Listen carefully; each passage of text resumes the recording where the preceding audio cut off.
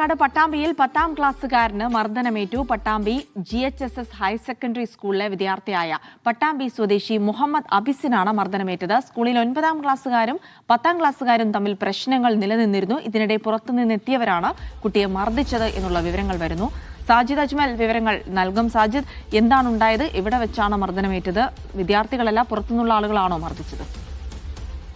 Jilsy, Pattambi government higher secondary സ്കൂളിലെ 10ാം class വിദ്യാർത്ഥിക്കാണ് മർദ്ദനം ഏറ്റത്. പട്ടാമ്പി സ്വദേശി മുഹമ്മദ് അബിനാസ് എന്ന കുട്ടിയുടെ കണ്ണിന് ഗുരുതരമായി പരിക്കേറ്റു. നേരത്തെ 9ാം ക്ലാസ് വിദ്യാർത്ഥികളും 10ാം ക്ലാസ് വിദ്യാർത്ഥികളും തമ്മിൽ ചില പ്രശ്നങ്ങൾ ഉണ്ടായിരുന്നു. ഇതിൽ 9ാം ക്ലാസ് വിദ്യാർത്ഥികൾക്ക് ഒപ്പം എത്തിയ ആളുകൾ ഈ അബിനാസ് എന്ന വിദ്യാർത്ഥിയെ മർദ്ദിച്ചു എന്നാണ് പരാതി.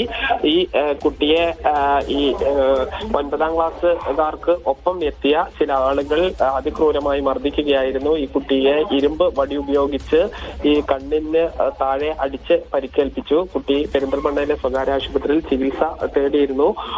നിലവിൽ പട്ടാമ്പി പോലീസ് കേസെടുത്ത് അന്വേഷണം ആരംഭിച്ചിട്ടുണ്ട്.